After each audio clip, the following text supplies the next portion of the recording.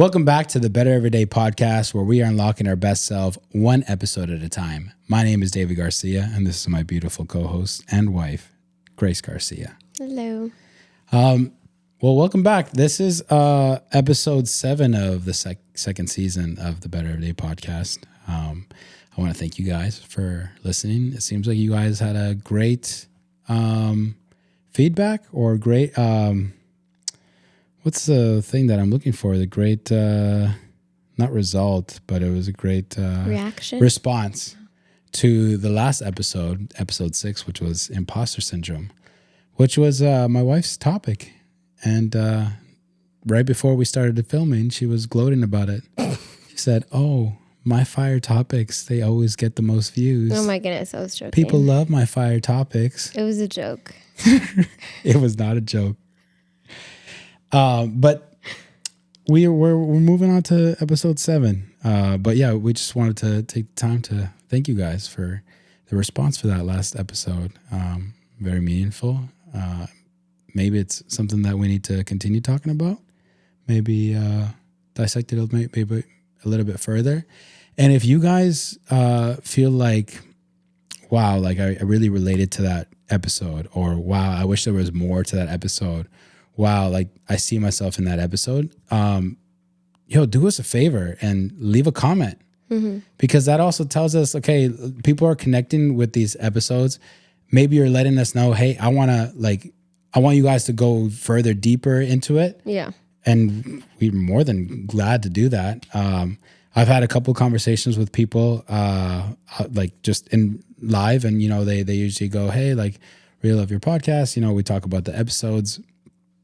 And then we have really good conversation, and that brings up more of a list for us to talk about. But it's meaningful to connect. It's meaningful to go back and forth. It's meaningful to know what you guys are thinking, how you guys are relating to these episodes, knowing how these episodes are helping. And yeah, we would love the response. We would love the feedback. And so if you guys just have 30 seconds of your time, leave something in the comments, let us know. That would be greatly appreciated. Yeah. And so moving on to episode 7. Today, we are going to talk about something I think deep. I'm going to say deep. In order for you to become better every day, that is the focus of this podcast. It's hard to move forward when you haven't dealt with the past. It's hard to move forward when you're dragging a lot of weight from the past. And sometimes we don't know that we're dragging this weight. And like myself, as an example, I've talked about it here, where I felt like I got to a point in my life where I kept hitting a ceiling, and I couldn't break through that ceiling. And how I told my wife, hey, like, I don't want to be the weakest link of this family. I don't know what's going on. I'm in a funk, and I need help. And I went to go seek help. And through that help, it really helped me open up my eyes, helped me see that I was dragging a lot of weight from the past, which I thought I had already resolved, that I was past it, that I was good, really. But the therapist helped me see that. So the analogy I always use with everybody when I talk about this kind of stuff is, if my life was a house, there's an attic in that house, and there's boxes in that attic, and I left some boxes up there for many, many years, haven't touched them, haven't done anything with them. And so with this process and this journey of therapy, I finally went up into the attic and I brought down those boxes and I opened them up. And one of the things that I realized, and I think, especially with my generation, you guys might be able to relate, and especially Hispanic parents. I'm not too well versed in, American parents or other cultures of parents, but I know that other cultures have similar parents as ours. And what I'm talking about is like strict parents. Hispanic parents, for the most part, are very strict. They're very strict. They're very night and day compared to this like Gen Z type parenting, very gentle parenting, very, hey, buddy, let me get on your level and let's talk this out and let's have a conversation. Let's help you just like bring down those emotions nice and easy, you know? My parents, at least, I can't really speak for Grace's parents because she always says, I had the greatest parents. So shout out to Tony and your mom. Yes. Rest in peace. But if you grew up like me, you grew up with parents that very strict. And I'm talking very strict in the sense of any little mistake could be this small. It was a pretty big mistake. And I gave an example like 2 episodes ago, I think, where I said a kid spills water and the parents shame, negative words, just overall shame. And that example was really like about my life. I don't remember spilling water, but I know that I made little mistakes like that as a kid would make, right? And I was conditioned like that most of my life. My parents would just, there was no room for mistake. It was perfect or I was walking on eggshells, right? And when you grow up like that, you grow up with that I need to be perfect mentality. I need to perform. I need to achieve. And the other example that I gave was come home. I come home with an A first semester, come home with a B next semester. My mom's like, what the heck are you doing? Like, you got an A. I'm like, B's still good. And she's like, nah, bro. Like, you start with an A, you end with an A. And so all this kind of, I realized through this journey of therapy that it really had a big toll on me. And it conditioned me, and without me even knowing really, because I always thought like, I don't care what people think. I don't need to perform for people. Like it's whatever. And I used to kind of not be nice to you in regards to that, because you used to just openly say like, hey, I'm a Enneagram 3. I'm an achiever. I need people's praise to know that, I'm validated and I'm worthy and all this stuff. And I'm like, oh my gosh, like that's crazy. And I'd be like, I don't need nobody's approval. And I remember telling you, like, you used to tell me all the time, like, oh, like you're handsome, whatever. And I'd be like, whatever, like, or like, I know, or, and it's just that I was carrying myself in the sense of, I don't need anybody. Right. And understandably so, because I grew up with, very harsh parents, very disciplined parents, very strict parents, where it's just like, if people like your parents can do that to you, then it's just like, I'm way too scared to get close to anybody for them to hurt me. And there had been other cases as well where, I tried a little bit of vulnerability and it bit me in the butt. But all this in all, this episode really is A, for the parents, which some of you are, but also B, for anybody who's ever been a kid, which has been all of us, right? You could see it from both perspectives. And hopefully this episode makes you reflect as a parent, if you are a parent, or if you are planning to be a parent, but also it helps you reflect within you as well, right? Because basically what I'm trying to get at is I came to a point in therapy where this therapist made me like loop into like inner child, which I had been resisting. I'm not going to lie. I had been resisting the thought or the just notion of inner child. I'd be like, back in the day, I was like, that's bogus. Like, what are you talking about inner child? I'm a grown man. Like, talking to my little kid self, like what for? Like, there's no point to it. But this guy like had me like, I don't know, in his therapeutic secret ways, get me there. And he basically was like, what would you have wanted as a kid when you went through all those times of shame, all those times where you made an innocent mistake and your parents just what are you doing? You should have done that. That's a dumb mistake. You should know better. And he's like, what would you have wanted? Or if you went back in time and you could be with that little David, what would you do? And I'm like, oh man. And the tears started coming out, and I was just like, I would hug him, I would embrace him, and I would tell him that it's okay for him to make those mistakes because he's just a kid. He's learning.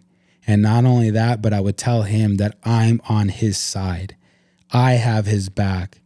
I will help protect him, and I will be able to guide him and help him grow and mature. That will eventually get him out of making those childish mistakes, but not shaming him along the way, right? Mm-hmm. And so one of the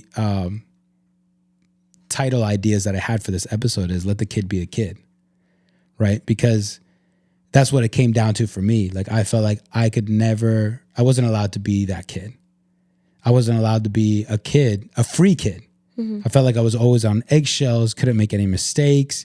I would purposely sometimes make mistakes, like sneak out of my house when my dad was sleeping, and I would get caught. And yeah, they would, what are you doing? And that part was just because my parents were very overprotective. And if you have some Hispanic parents are pretty overprotective. Like, no, you can't be out of my sight. And some of those Hispanic parents is because they think the worst of everything.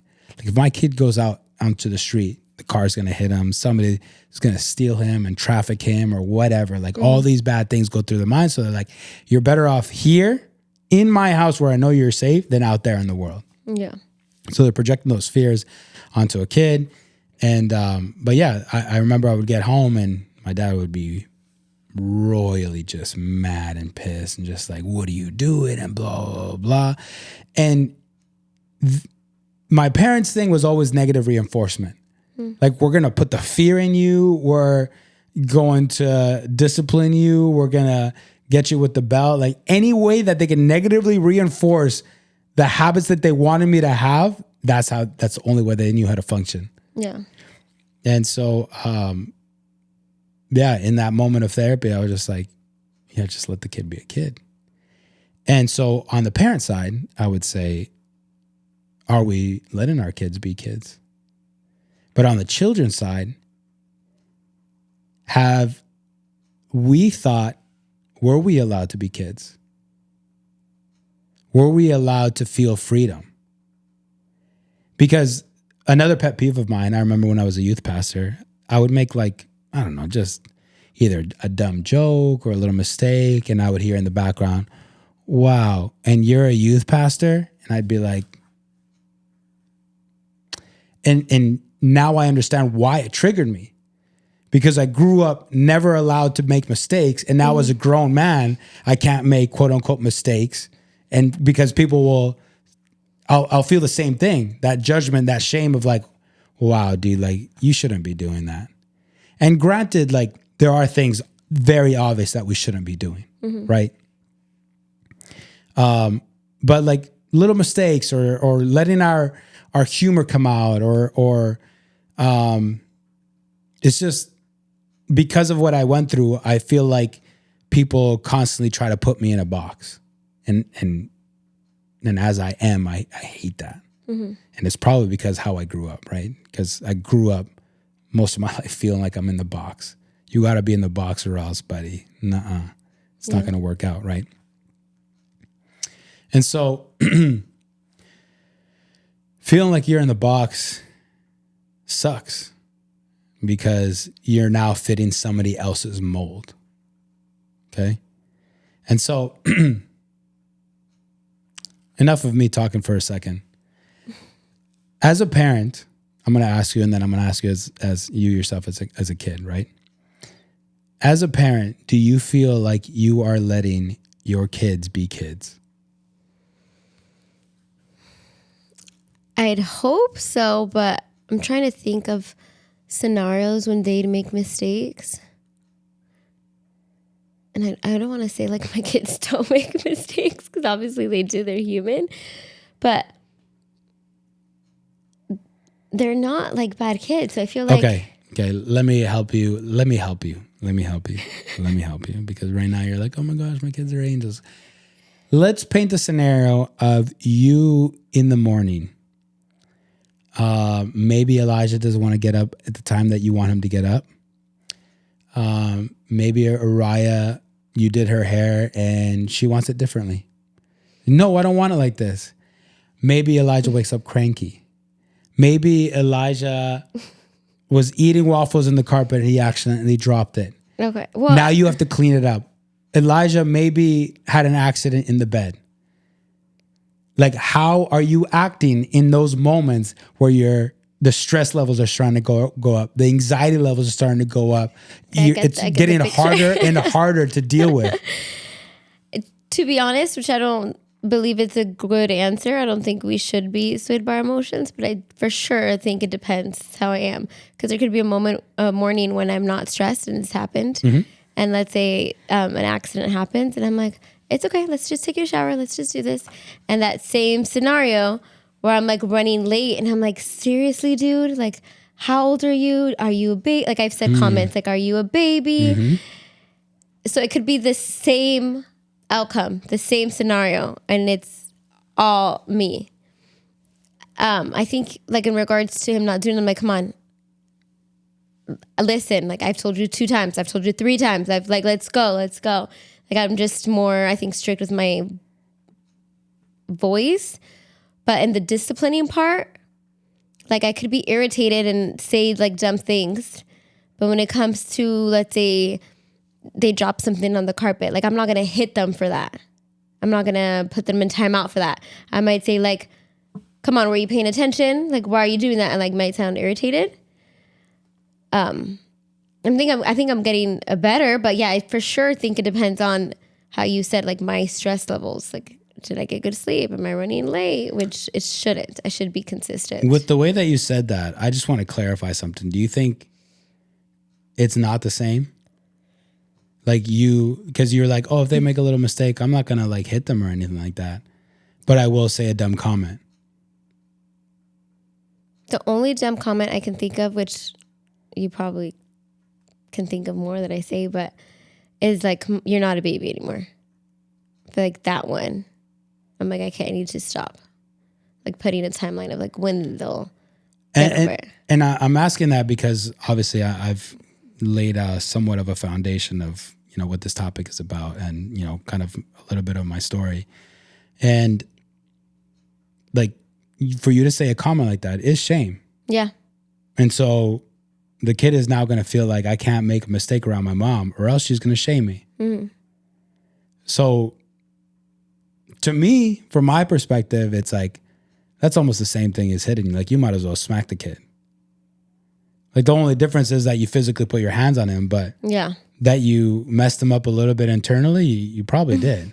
My son's going to have to go to therapy for my comments. And yeah, for sure. I think that I feel like that every mom I've talked to, they're like, oh yeah, we have mom guilt. Because when we're overstressed, we'll say like, why don't you do this? Or why can't you? And then we'll start comparing.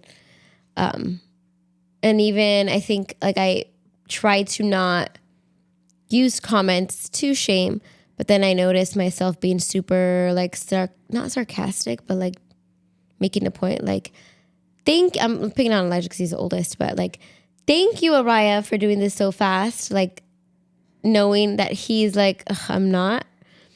That triggers me so much. And so yeah, I think for sure, there's moments I suck as a mom. I wouldn't say that. I mean, that sounds really negative, but I think every parent is trying to figure it out, right? Yeah. And it's based off our own stories and the way that we grew up. Like when I had that moment in therapy, I remember thinking about myself, but then also immediately thinking about Elijah. Because there's been times where I've like freaked out on him. Like, let's say the one time I for sure remember is like, he didn't want to take a shower and he started crying, like what he usually does sometimes when he's just like cranky or whatever. And he's crying and crying. I don't want to take a shower. I don't want to take a shower. I remember I was just like, Elijah, that's enough. Like I screamed it. I'm like, that's enough. Like you cry every single night. You know exactly what we have to do. We know the routine or whatever. And I'm like, that's enough. Like, you need to stop crying. Yeah. Oh man, that kid cried even more. And when I've had a couple of moments like that, and like thinking about it when I had my moment, I'm like, am I letting my kid be a kid? And I had a moment of like repentance and a moment of like, man, like, I hope I didn't like fully mess him up, you know? Yeah. Because no parent wants to really mess up their kids, you know? Like, I think for the most part, most parents love their kids. They want to do the best for their kids. They want them to grow up healthy. They want them to grow up successful. And it's just kind of like what we painted with you. Like, it's just everyday life. Sometimes like it gets on top of us. We're stressed. We have anxiety. We have a big presentation at work or whatever that we've been thinking about for a couple of days, or you with your lesson plannings or your social media, whatever. You got a lot on your mind. And so I think I think we can always go back to, that exercise that me and you did in couples therapy is like, do you love the kids? And I think we can all confidently say, yeah. Mm-hmm. It's just, we have moments that like, we don't act the greatest version of ourselves. But I remember thinking about like, oh man, like, I hope I didn't mess him up. Like, but what I love about therapy is that identifying things. Yeah. Like once that moment happened, I was now, this therapist likes to say, and I think other therapists say it too, like, you have a difference between a reaction and a response. A reaction is like, you didn't think about it. You just, whatever happened, you reacted to it, right? Mm-hmm. Whereas with a response, something happened and you stopped yourself and you're like, I could react and it'll go probably not that good. Yeah. Let me think about it for a second and let me see how I'm going to properly handle this, right? And I've found myself responding way more with Elijah when he makes certain things. And I've been also, what I love going through my stuff is like, I see those moments. Like we talked about that moment a couple of weeks ago where he kind of felt like, oh man, like my mom and my dad are going to come against me. And I was like, nah, dude, like I'm going to embrace you. I'm going to tell you that I'm on your side and I love you. There's going to be consequences to your actions or whatever. And I think that's very important. And we could talk about the balance after this, but yeah. But just to let him know, like, it's okay for you to make mistakes. You're a kid, you're learning. And that's the grace that they deserve. Mm. And thinking about it in an expanded version, like, if we can help our kids be secure right now in knowing it's okay for us to make mistakes, we have coaches, we have parents that are going to help us hopefully learn how to not make these mistakes without the shame, without the guilt. Imagine them when they're older and they feel like it's okay to make mistakes. Mm-hmm. Like that, I think, falls into place with the champion spirit. Because the champion spirit, what does it say? Like a Michael Jordan or whatever, take all the shots that you can. Yeah. Like a Wayne Gretzky, you lose all the shots that you don't take. Like, it's okay for you to make mistakes. The more shots that you take, the more chances that you're gonna make it in. Mm-hmm. It's like, be okay with. I see like posts on Instagram all the time. Be okay with failure. Be okay with missing the shot. Be okay. Keep going. Persevere. But a lot of people can't persevere because they're so deathly afraid of, if I make a mistake, I'm going to get the shame. I'm going to get the guilt. I won't get the love. I won't get the admiration that I've been so dying for. Mm-hmm. And so, I love that I can see those moments, and I'm like, I'm not saying that I'm perfect now, but that I'm able to acknowledge and identify those moments and just like respond to it and be like, see myself in him and be like, what would I have wanted? Yeah. And be what I said to the therapist, what I wanted to be to myself, my little self, I can do that for Elijah. And that's amazing. That is. I think that's so difficult thing to do, because I mean, we're with them not 24/7, but our whole life, every single day. And so it is a huge responsibility of we're raising these kids, but I feel like it's so easy to mess up. It's a scary feeling. I mean, I honestly have that thought in mind. And whenever I talk to somebody about parenting, I always go, we have one job, buddy, not screw them up. But there's so many ways you can. Oh, yeah. Yeah. 100%. And like, it's as little as what you're saying. Like, you're not a baby anymore. Boom, shame. Yeah. And just like that right there already starts shifting just a little bit, you know? And enough of those times, it's just like, all right, mom is not a person that I can be myself with, you know? And just imagine if we could see it on a program, on a TV screen or something, or like see the inner thoughts or heart of our children, and start seeing like, oh, we're starting to lose them. We're starting to lose them. We're starting to lose them. We lost them. You know, imagine like one day hearing your kid be like, growing up, I felt like I could never be myself around you. How hurtful is that? You know, and it's not even like meaning to be hurtful, but like that truth hurts, you know? But you as a kid, let's move on to that. You as a kid, how did you feel in this regard, this topic? Like, did you feel like you were allowed to be a kid? Did you feel like you were allowed to make mistakes? Because you've been open about it. You feel like you've always had to like overachieve. There's some sort of drive within you, to just do the most, to be able to be like, I'm special. I don't know where that came from. I do remember, because if you guys didn't know, both my parents, like they were pastors. So I did feel this pressure. Like we couldn't really be kids when it came to like in church scenarios or in events. It was like, make sure you're sitting, make sure you have your hands to yourself, make sure you're not like fidgeting, make sure you're paying attention, make sure you're not bothering your siblings. Like it was like we had to sit in the front row and just like emulate obedient pastoral kids. So I do remember that. And I do remember like my mom, like, guard your testimonies. Like whatever you say, whatever you post, whatever you do, like people are watching, make sure they have nothing bad to say. Yeah. So I do remember like that pressure as well.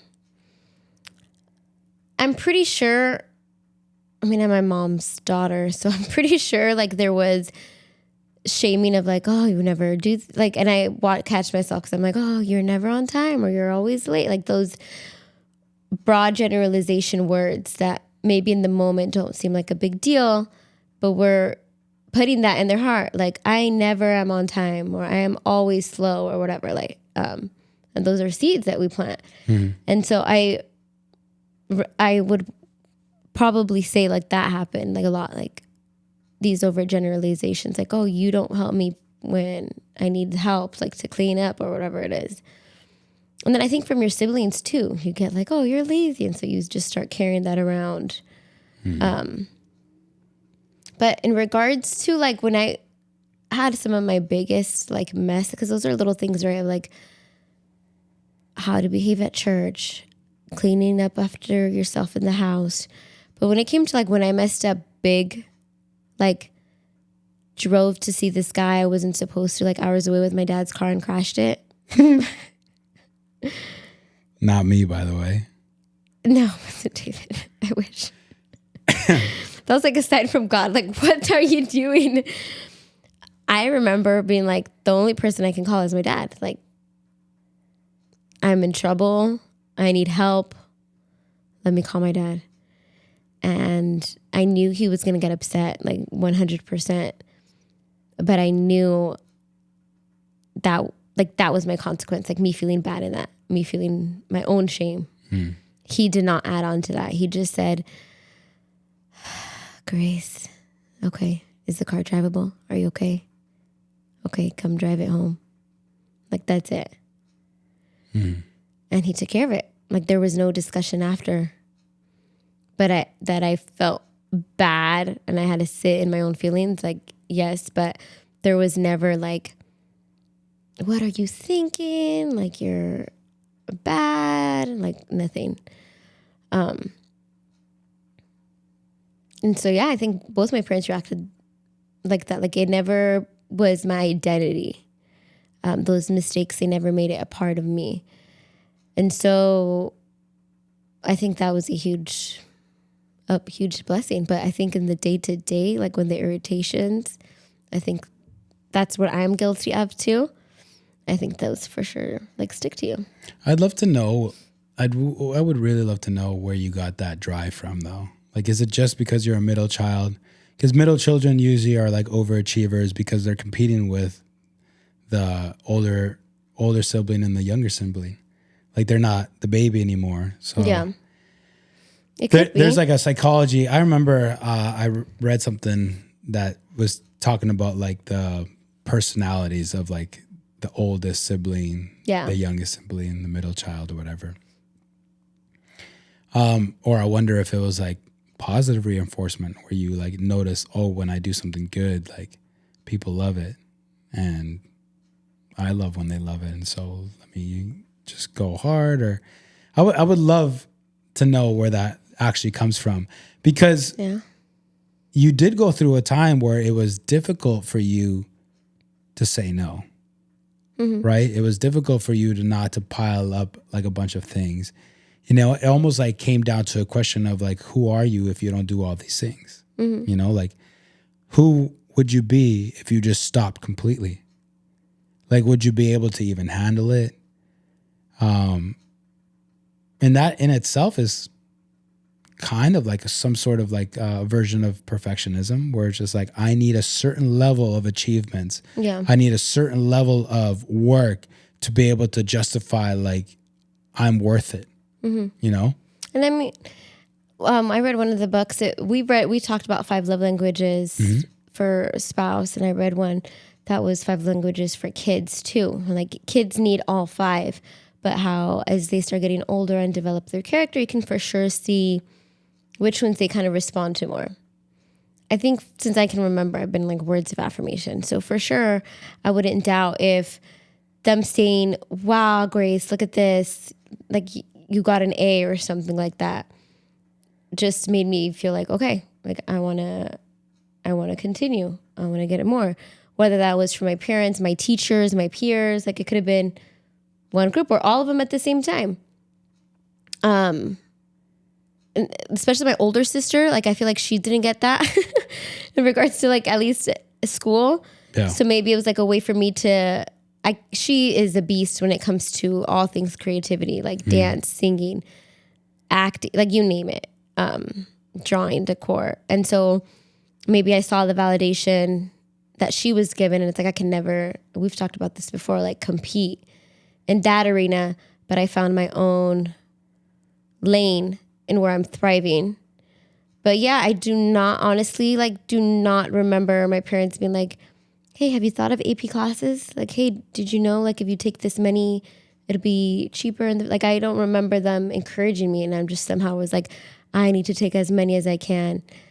But they would say things like, you're going to be a lawyer. You're going to be the president of the United States. So I wonder if like subconsciously like putting those big labels as a kid where I'm like, whoa, that's hard to do.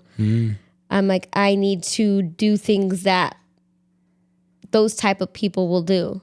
I need to make sure I am, I guess, like worthy of that title one day. But your parents never made you feel less than if you never did, right?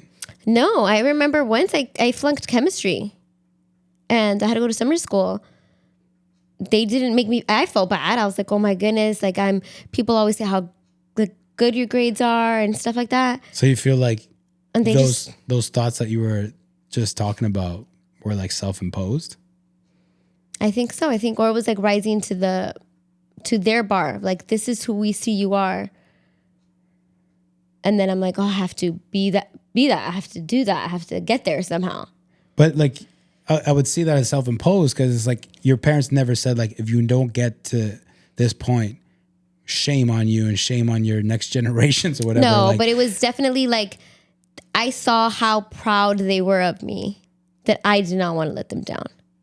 Like if I said like, I don't want to go to college, which I never thought, but like if I did, I would be like, oh, like we had our hope in you. Like we thought you could do it. Like I was letting them down. Do you think I mean, it all depends on perspective. It's all subjective. But do you feel like parenting in that form of this is what I see you doing, period, is a bad thing? I think so. Because I think, especially if you are a kid who likes affirmation and you thrive on words of affirmation, but then you get your value from achieving, like for sure that can just make a kid hyper fixate on what is said. Yeah. And so they're not going to be exploring other things. They're not going to, because they're just like, I have to do this. I have to do this. Like it becomes a part of them. Like they say I'm this. And so I have to do it. Yeah. And thinking about the way that we parent, I think we have like our motto, right? Which is just Garcia's always try our best. And I remember so many times we've told Elijah when he goes into soccer or whatever he does, we always just go like, you try your best.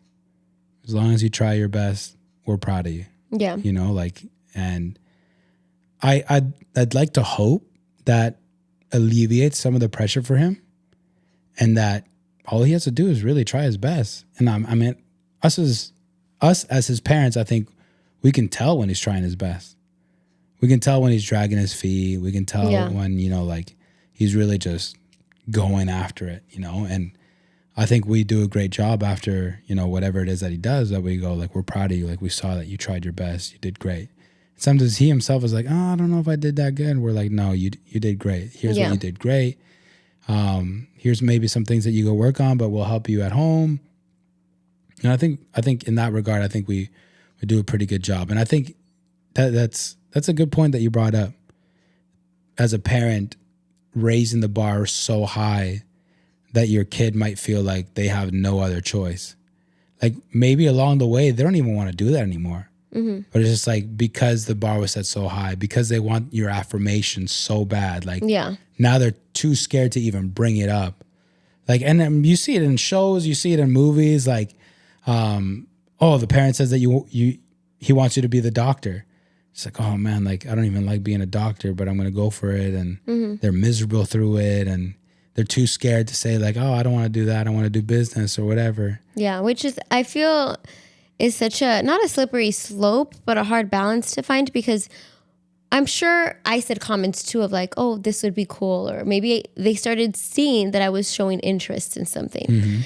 And so maybe they started picking up on those cues and were like, well, it looks like Grace would really enjoy this. Like, I don't think they themselves, like before I went to school, like, oh, she's going to be a lawyer or something like that, you know? Yeah. Like there must have been something that made them think that. But I wonder if as parents, because right now, like Elijah's into soccer, right? And so we're like, oh, you're going to be an awesome soccer player. But I would hope, or maybe when he's older, that we can communicate, like, you can change your mind. Like, this doesn't have to be your identity of like, you're going to be an amazing soccer player. Because I think then that's when they're like, oh, I already said it. This is all they see me. And they just keep talking about it. They're like hyper fixated on it. And I'm kind of not feeling it anymore. Which is like, okay, how can we be super supportive and get them excited of their dream, making them, maybe sometimes consistency is good, but then how are we just making it who they are? Yeah. And I think as parents, I think it's important for us to have like constant conversations with them. Yeah. You know, and that's a great point. Like next time that I have a conversation with Elijah, I'll probably bring that up. Like, hey buddy, like if one day you change that, you don't want to do like soccer or you want to do something else. Like, I think that would hurt me. Just let us know. Like, but you know, going back a little bit to your story, I kind of want to relate it to like, I'm going to do a soccer analogy, but like Messi and Ronaldo. Because Messi, everyone says he's the talent. Kid was born with talent. Ronaldo was all about hard work and just go, go, go, go, go. And like you were saying, like your older sister, just talented, super talented in creativity and art, decor, dancing. She does not have to try it. All this stuff. It just comes naturally to her. She goes, oh yeah, that, boom, beautiful. And where you said like, I saw her do that, and it's almost like you had to choose something else. And maybe your thing, you just said like, I'm just going to work harder than everybody in this room. That's going to be my thing. Yeah. And then maybe your parents saw like, wow, this girl busts her butt. Because ever since I've known you, you've always bragged to everybody. I took 13 AP classes. That's 10. Okay. You're like 10. raising up the bar. I took 10 AP classes. Basically, like what you're saying in between the lines is nobody did what I did. Yeah. I haven't met anyone, but I'm sure. And so like, yeah, maybe your parents like saw those cues and were like, oh, this girl, she's going to be unstoppable. And maybe that's one of the reasons why they're like, Grace, we believe in you. And that's why you can go right here. And just like, yeah, like you said, they had all the great intentions. Yeah. They wanted to continue fueling that fire within you. But I think just quickly as a parent, it's very important to notice certain cues, you know, like maybe seeing you and being like, hey, like, let's have conversations. Like, let's see where this drive is actually coming from. Let's make sure that it's healthy. Make sure that you know that whether you achieve or don't achieve, like, we still love you. God still loves you. Your family still loves you. You know, just to maybe just relieve some of that pressure. Because being there, you know, I kind of relate to it. Being in that, like, this is the expectation. This is the expectation. Like, there is nothing outside of this mold. That, the pressure builds up big time. Big time. And it's not a comfortable feeling. And now, I'm not going to say that pressure is not a good thing. Because if we're going to achieve great things, there's going to be pressure. Yeah. Right? But what I'm talking about is, you know, the psychology of where it comes from. Are you doing it in a healthy way? What you get yourself into, why'd you get yourself into that? Is it because to get the affirmation of somebody, your parents, your loved one, your spouse, your kids, whatever? Or is it because you actually feel called there by God? Is it because you actually love doing what you're actually doing? Like, it's not for the sake of other people. And that kind of is transitioning to the next part of this episode, which is, how do we get out of what we're in? Yeah. You know, and with my personal experience, it has been, David, you didn't really receive words of affirmation. You didn't really receive the words of, I love you, I'm proud of you. You were kind of put in a be a perfect kid box. You were given all these expectations. My expectation was, you're supposed to be a doctor, buddy. And when I didn't go to university, oh man, my parents did not take that well. And so it was like perfect or nothing, perfect or shame. Like growing up like that, it sucked. And so the therapist was like, you didn't get none of this. And so because you didn't get it from them, you didn't give it to yourself. They didn't give you grace. You didn't give yourself grace. And, you know, we've talked about it. I'm pretty harsh on myself and I'm harsh on other people. I project that onto other people as well. Yeah. I want to put other people into certain boxes as well. And he was basically like, very cliche, but you need to learn how to love yourself. And I'm like, what the heck does that look like? And he said, when you do something great, don't post it. Don't send it to anybody. Sit in the feeling of when you do something great. Like, for example, I run 12 miles. Don't post about it. Don't send it to anybody. Sit in that feeling. Be proud of yourself. And even look yourself in the mirror and be like, I am proud of you. Because really what you're doing almost makes me cringe. But what you're really doing in that moment is you're talking to your inner child. Your child, like the younger version of you never got that. So speak to that younger version of you and start maturing from there. Yeah. And I think when you start loving yourself in that aspect, then the opinions of others matter less to you. You know, that you aren't swayed by people's opinions. That sounds to me, because as you were talking of like, I don't know if you've heard of the terms intrinsic and extrinsic motivation. Okay. Because as I was like reflecting just literally like right now, I'm like, I think for me, it's so difficult and maybe I do need to go to therapy, because I feel like I am just naturally an achiever, you know? But I for sure think there was like unhealthy expectations or maybe unhealthy ways of doing it, if that makes sense. Because even in my students, sometimes I see my students where there's kids who are so smart and like work hard because they know their parents are going to be on top of it, because they know their parents are going to ask, like, let's see your grades. Like, they just know. And there's students who like it comes natural to them and they don't care if their parents ask. Like, they don't, like, their parents are not really expecting like a good report card. They just do it for themselves, right? Because I don't remember my parents like, let me see your assignment. What did you get on it? Which I'm like, I'm kind of that parent. Like, I get so excited, but I'm like, what am I teaching my son? Because I'm like, Elijah, I work hard with him on a project. And then I'm like, did they grade it yet? Did they grade it yet? And then when they grade it, Elijah, look, you got an A. I'm like, look, you got an A. And he's proud, but I wonder, is he proud because I'm proud, like excited? Like, would he be have excited on his own, you know? Like, I feel like that's intrinsic. And so when you're running the mile, like, you should just want to run it yourself, period. Yeah, exactly. Doesn't matter, right? That's your intrinsic motivation. Extrinsic is, I'm going to do this. People are going to say, good job. I'm going to get an award, whatever it is, right? And so the goal as a teacher, which is super difficult, is like make students intrinsically motivated, not like, you'll get this award if you pass, you're going to get better classes. It's like, no, you should just have that. Yeah. But you saying that, so because I'm like, oh crap, like as a parent, again, Elijah and Araya, they perform well, like just naturally. Like we have not had to sit them down and be like, again, do this again. And then they get good scores. Like they get good scores and I'm like, you're a genius, you know? But I wonder like my reactions, because you don't really react, it's me. But it's because this is my domain. Like I love this stuff, you know? Like if I am extrinsically motivating them, or if that's just who they were, right? And then as you were saying, how you're trying to deprogram yourself from the extrinsic motivation, should we have him practice of like, I am proud of myself. Like what you do now as an adult, because I don't think we've been intentional of having, how do you feel?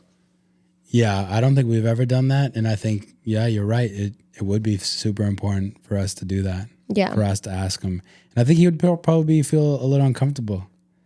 Because usually, I don't know, he seems like he always shies away from like, oh, like I did a good job or whatever. Like, or he, you know, the way that he jokes. Yeah. And I do remember sometimes when they get the report card and I see your face. Oh, but I don't say anything. Goodness. But they might see it or they might catch the vibe. Sometimes they like, it's not 100% and you're like, no, it's not on the 100% that I care. It's like on the Caesar, if it got like, I'm just like, oh man. And I immediately, because like I see myself in the kids, I'm just like, don't you dare.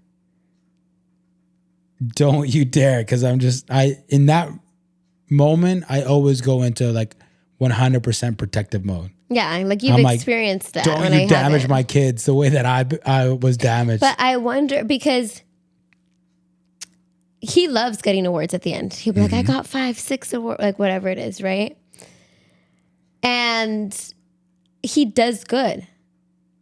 So I'm thinking, like, does he do good? Or maybe it's a combo of both. Like, does he good because he loves that feeling?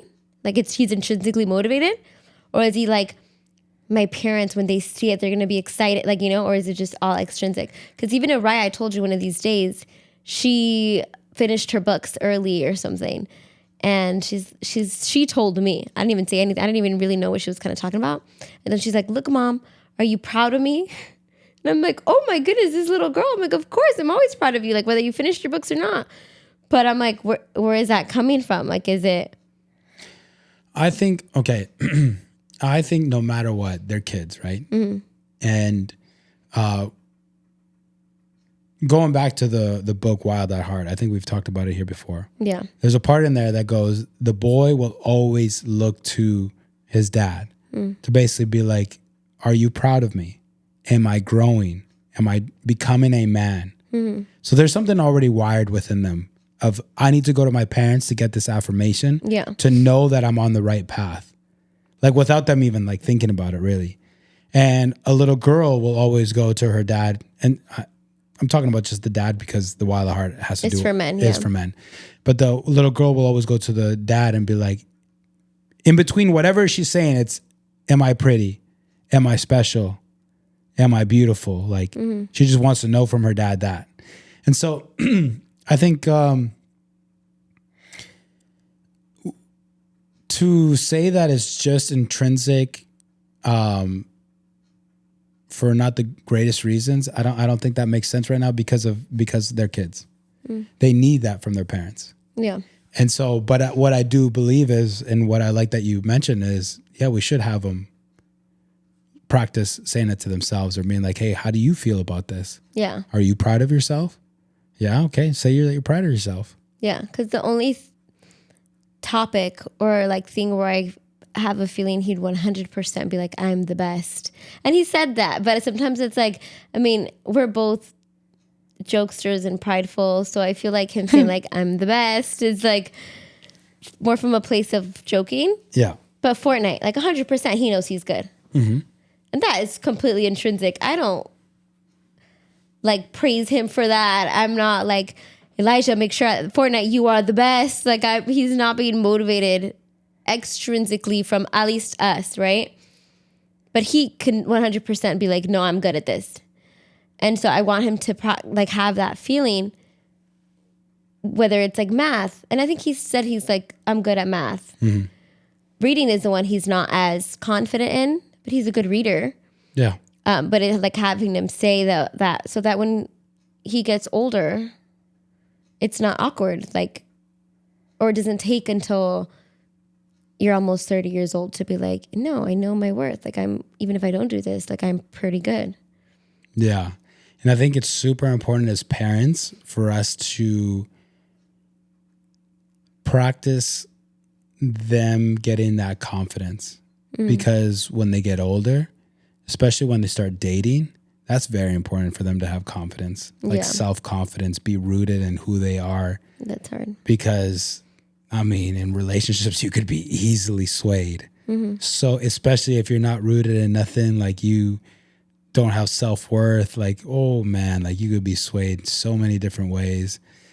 And I really pray and I hope that we as parents can do that good job where our kids know who they are, that they're confident of who they are, that they know that they have two parents at home that will continue to cheer them on, continue to encourage them, continue to believe in the best in them, like where they feel like, hey, if this is not working out with this relationship, like, all right, this is not it. Like, because some people, because they're running away from things at home, they run into the wrong arms and just like, oh, you know. Or make that their identity. Like when you find someone that they kind of like become you. And so when they lose that person, like a part of them left because of their identity was so intertwined. Yeah. And I think it goes back, I think we mentioned this, we did a parenting podcast before where it's so important to complement the effort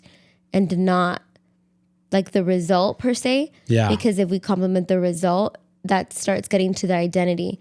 Or if we complement the effort, it's just who they are as a person, if that makes sense. Yeah. And that's why our motto is Garcia's try our best. We just give it our all, and whatever our all is, it's more than enough. But going back to now the inner work, we've all been children. We grew up the way that we grew up.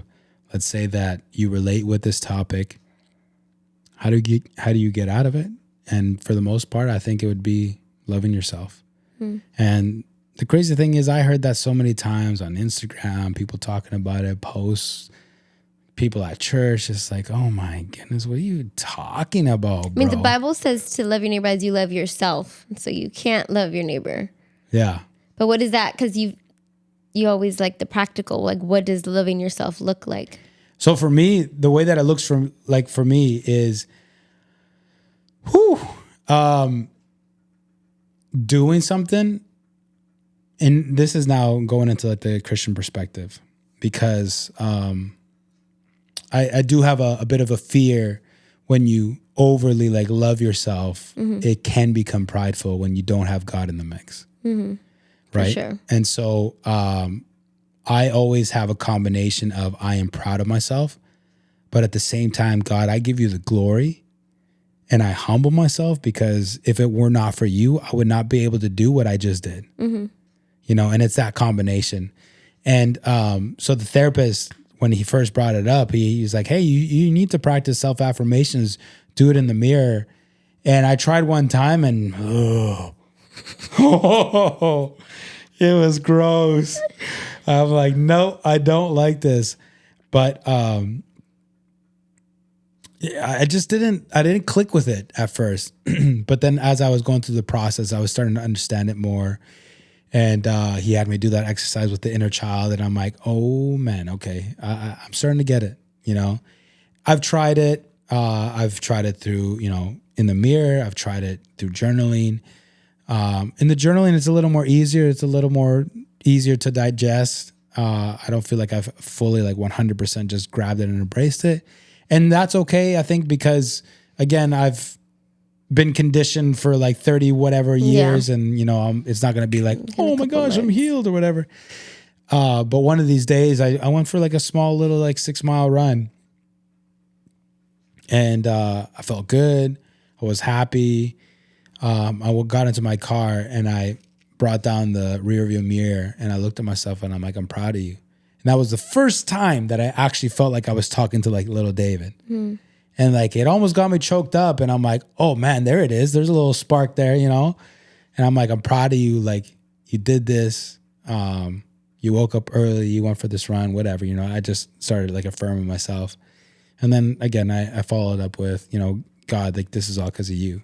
And I think that's so important. And that goes along with what I've been like processing as well, is trusting God like fully and being humble and just being like, hey, wherever you want me to go, I'm going to go. I'm not going to move anymore without you. Like, I'm just going to sit my little butt down and I'm going to be in your presence and I'm going to just wait. Yeah. Right. And just humility, really practicing humility. So what it looks like, I think, is self-affirming, I think is very, very important. And especially if you've never really had that, like if you've never had that, if you've been like me, that you've felt for the most part of your life alone. Like I've had friends, I've had relationships, but I never really felt like there was a real connection. There never felt like I could actually be myself until now with you.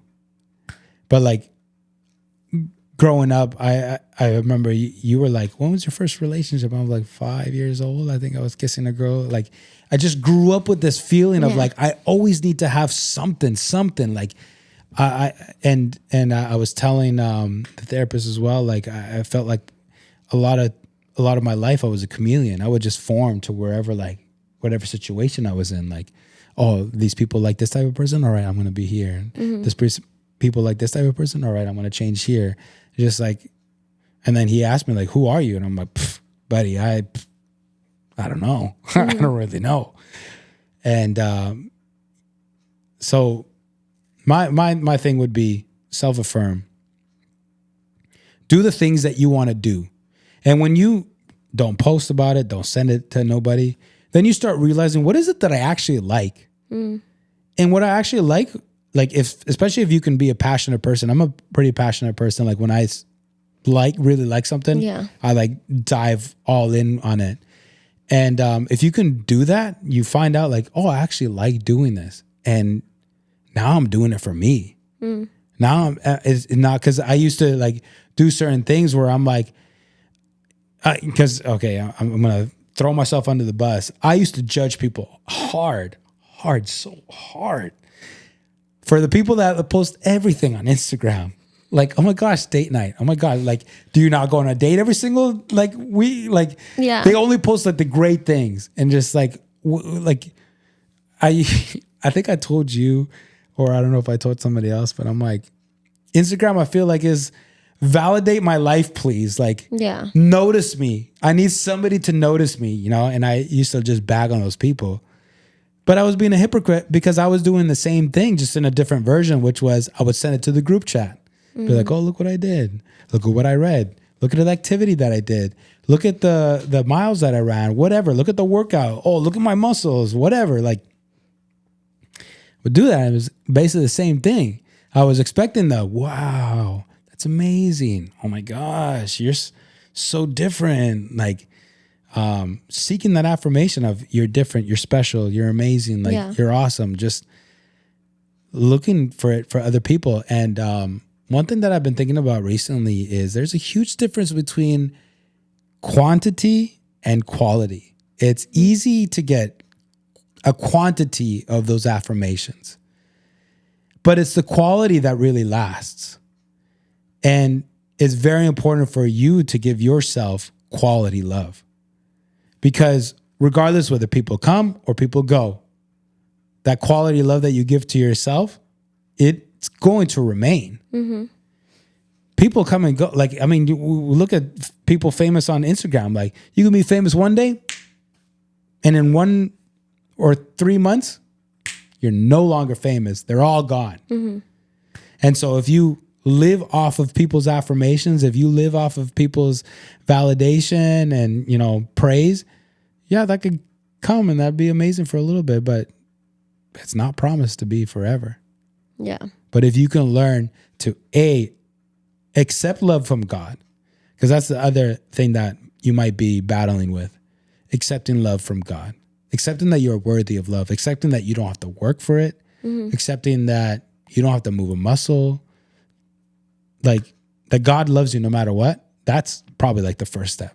Then after that, it's loving yourself. And then combined with that is loving who God made you to be. I think that's so important. And again, if you've been, you know, conditioned for X amount of years, it's not going to be easy. I still cringe sometimes. I'm just like, I'm proud of you, you know, like. But as you keep practicing it, you're like, it's almost like there's a wall that you're chipping away at. It's almost like you're in a jail and you're trying to like break free. Like, and you have like a little spoon and you just every single time you affirm yourself, every single time you say that you love yourself, every single time you say you're proud of yourself, you're and little by little, you're going to break out of that jail. And you wouldn't, I know this is probably like even more cringe, but I think it'd be super effective. Like, take a picture of a little David and put it, whether it's in your car,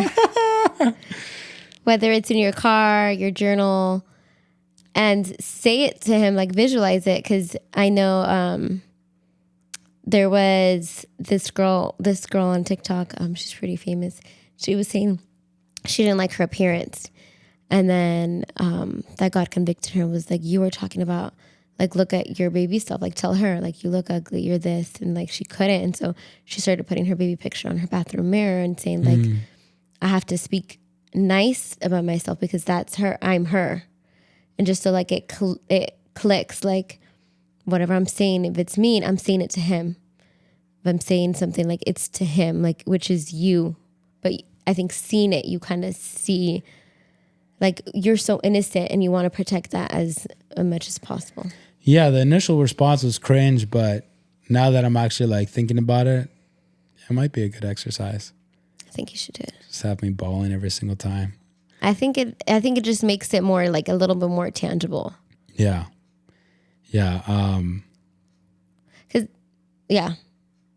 I was saying, because I think you can see Elijah, but you still know, like, that's Elijah, that's not me. And I think it can be healing for sure when you parent correctly. I think there's a part that God, like, restores in that. But I think it's still like, that's Elijah. He didn't go through what you went through. Versus you've seen him and you know this is what he went through. Let me start speaking life and let me start restoring that. Yeah. I would agree on both parts. Because going through certain situations with Elijah does help a lot. Yeah. And it's not necessarily I see myself in him, but it's more necessarily like it is possible to be this type of parent, you know, and that's healing. Yeah. Because like when you only have one set of parents, right? Like you don't have various sets that you can choose from. Like, I like that one better. You only grow up with one set of parents, and it's just like you think like, could it be better? And like you see your friends, maybe they look a little happier or whatever, but in reality, like, you don't know what's going on behind closed doors. So just like the only thing that you know for reals is what you're going through. And so when I could be a better version, a healthier version of a parent, that is healing to me, because I'm like, it's possible. You know, there's hope. That's good. We can continue to make the better choices, and I can be the parent that I never got. I could love as best as I can. And again, with all this, I don't want to take anything away from my parents. Like, they did try their best, you know, like, and I'm sitting here like complaining about them, whatever. And I think, you know, when Elijah's older, when Uriah's older, they might be complaining about us too, you know. They're like, going to go to therapy for me calling them a and so I'm not sitting here like standing on firm ground saying like my parents were the worst. They were not the worst. They tried their best. I can now see the way that their version of love was, you know, and I'm sitting here just, and it's a topic that we talked about a couple, I don't know how many episodes back, but it was just, we usually complain about the things that we don't have. Yeah. And we don't appreciate the things that we do. And it's not until after the fact that we go, oh, we do appreciate that. And that's where I'm living in right now, where I can see all the things, I can identify all the ways that they did love me. But I'm also sitting here complaining like, oh, like, I didn't get this and I didn't get that, right? But the point of me saying that is it is a great sense of joy and of healing, of gratitude when I can love Elijah the way that I wish I would have been loved. But yeah, I think I'll try that, printing out the little I think thing so. on myself. 'Cause I think when you genuinely start loving, and this is kind of getting a long topic, but when you genuinely start loving yourself, that's when you can extend grace to you, to your kids, to your wife. And I think that's something definitely, like, you know, we talk about, you know, chains and stuff. That's something that I do feel like I need to break out of, because I can't give myself grace because of the way that I was raised. It's so difficult for me to give grace to other people. And it's weird because there is a certain group of people that I can give grace to. Like when I was a youth pastor, like those kids like could do whatever the heck that they wanted to do, and I'd still be like, hey, no, it's gonna be okay, and blah, blah, blah. But like there's the majority of the population of the world, I go, no, there is no grace. You should know better. You should do better, blah, blah, blah. But I think you loved your youth.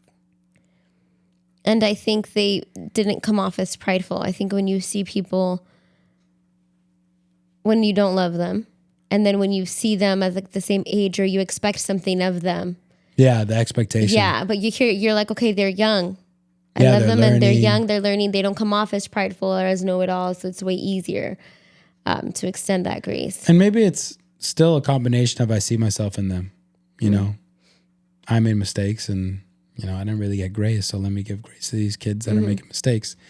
But going back to it, I need to break out of that.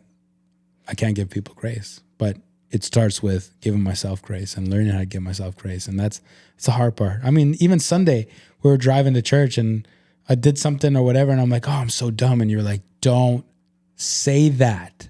I'm like, oh, it's just second nature to me, you know, like, but I do like, I mean, you guys that are listening, maybe you guys are going through the same thing. If you guys are not, if you guys are in a better place, and you guys have like a minute or two to pray for me, I mean, that'd be greatly appreciated because I don't know how long this process is going to take. I'm glad that I've been able to identify these things because I'm able to see them now in everyday life, and I'm able to keep myself in check a little bit more.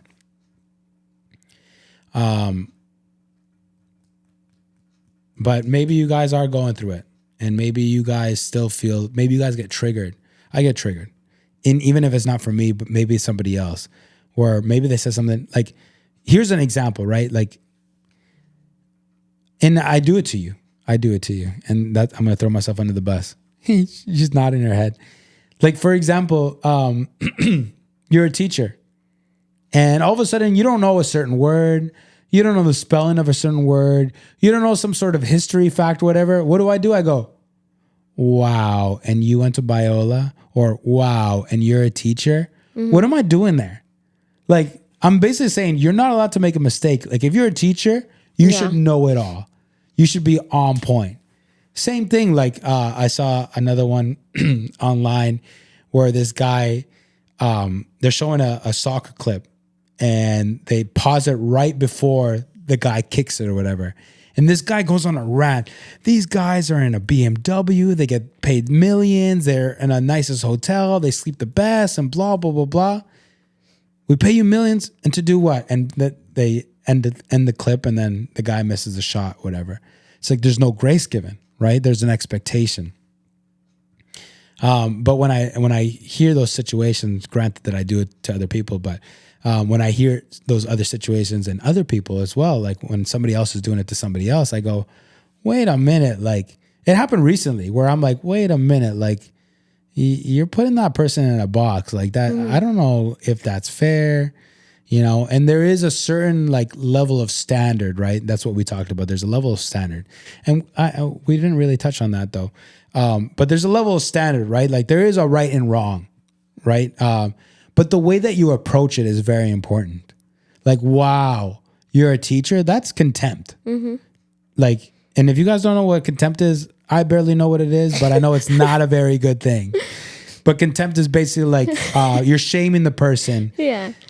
You're like labeling them. You're labeling already them. Stamped it, and that's yeah. it. And so it's contempt. And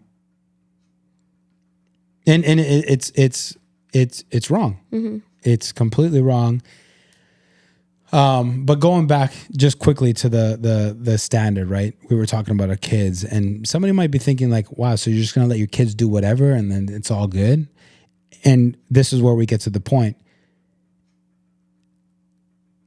They're going to be kids. We're humans.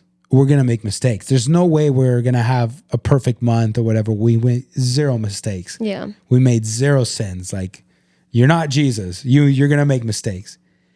But I think it's all about the approach of how you deal with it. For sure. Right? So for you, like, you made a mistake in whatever, spelling something. Wow. And you're a teacher? That's contempt. That's shame. That's not the way to deal with it. Because then now you're going to be like, well, I'm not going to do this again. Like, whatever it is that we were doing, I'm out. I'm never doing this again because I do not want to feel like that. Whereas you made the mistake and maybe I take an approach of like, hey, babe, like, it's actually like this, like taking more of an approach of like, can I help you?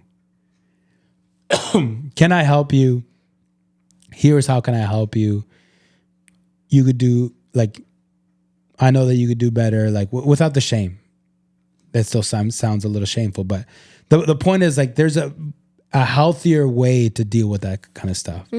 Right? And so me saying that, the last question that I'm going to ask you is, how would you deal with that? Now talking about this topic, throwing it out there on the table, how would you deal with certain mistakes with our kids? Because they're going to make mistakes, right? They're going to drop a glass of water. Yeah. They're going to accidentally trip their sister, trip their brother. They're going to accidentally, or maybe not accidentally, maybe they hanging out with the wrong crowd and all of a sudden they say a swear word now. Like, how are you going to deal with that? All I can think of is like the professional development that we've been given where they say, judge the action, not the person. And so saying bad words isn't not like you are bad, but it's, saying bad words is not what we do. It's not the standard versus making him feel like he is not the standard or he's not completing the standard. Yeah. And then, they always say like seed the gift, like remind them of who they are. So if they're making bad friends, before you start like with your whole rant, because they're probably not even going to listen to it, is call out the gift that you see in them. I see that you are social. I see that you love hard. I see this. That way, when then you start talking about what you want to get to, like hanging the brown crowd, they're more willing to listen because they are seen, they are validated in their personhood, if that makes sense. How would you manage that with an adult? Like an adult make us a mistake? Yeah, an adult makes a mistake, and the other adult is like, what are you doing? Like, how would you manage that? What's the right way to manage that? Like, for example, when I was a youth pastor and I made not a great joke, like a little iffy joke, instead of going, wow, and you're a youth pastor? I think the same thing. So talking about the joke and not you as a person, because them saying, wow, you're a youth pastor, or me saying, wow, you're a youth pastor, is judging the person. It's not judging what you're doing. Yeah. And so saying, like, obviously when you're not in front of people, but saying, hey, the jokes you're saying, like others see it as hurtful or it's on someone's expense or whatever.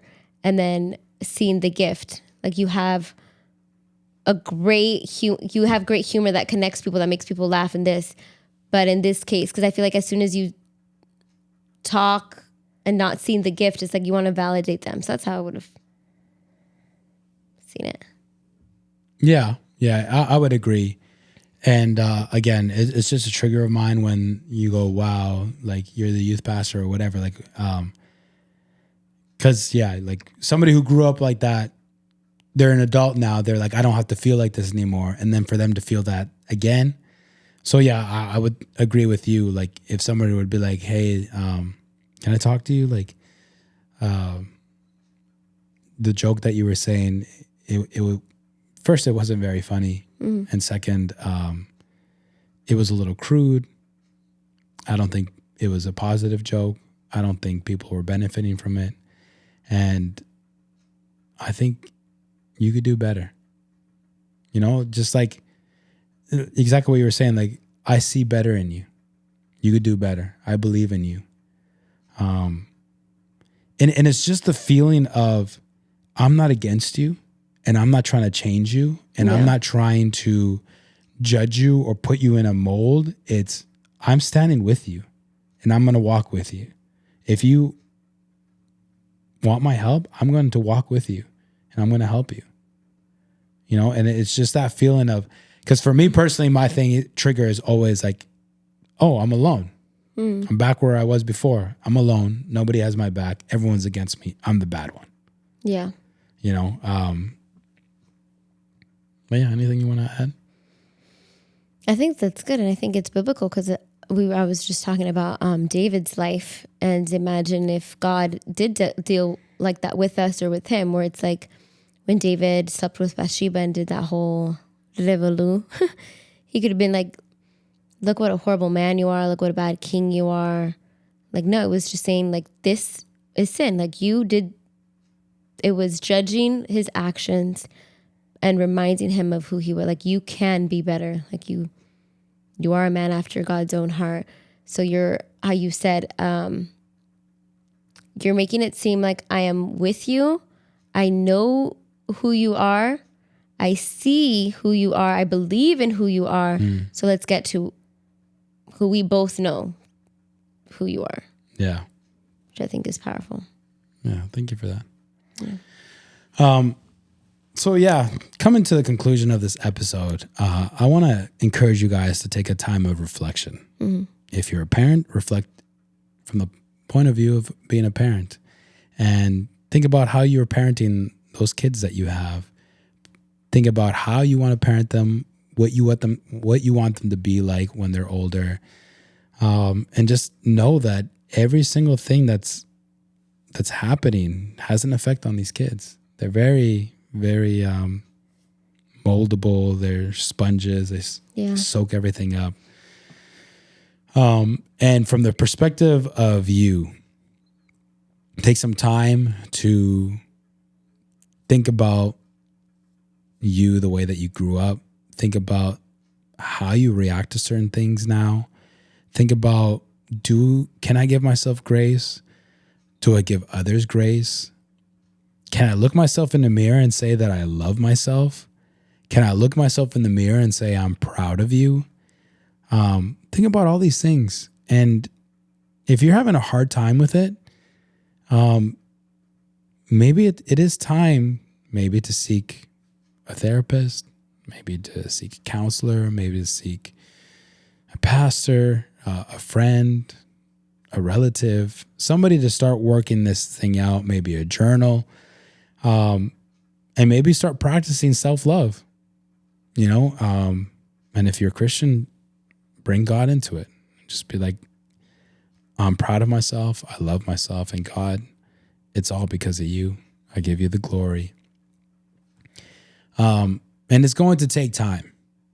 There is no microwave for this. If you microwave it, you're just going to be lying to yourself. And that's very important for me to say, because everybody wants to microwave everything nowadays. It's going to take time. At first, it's going to be cringe. And then it's going to be a little less cringe. Then you might have a little spark. And hopefully with time, you get that fire of, wow. And then with that process, hopefully comes confidence, comes freedom. And you start to know that people will come and go. And that's okay. That people's opinions matter a little less to you. That you aren't changing who you are for certain people around you. And that you're not thirsty for people's affirmations anymore and praises.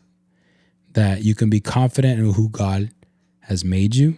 That you can be rooted in who He has made you. That you can be confident moving forward in the purpose that He has for you. But all in all, it's love and freedom that I think you would benefit the most from with this process. So I really hope and encourage you guys to do these reflections. I want to thank you, babe, for having this conversation with me and helping me, dissect this. I love you. And having your point of view. I love you too.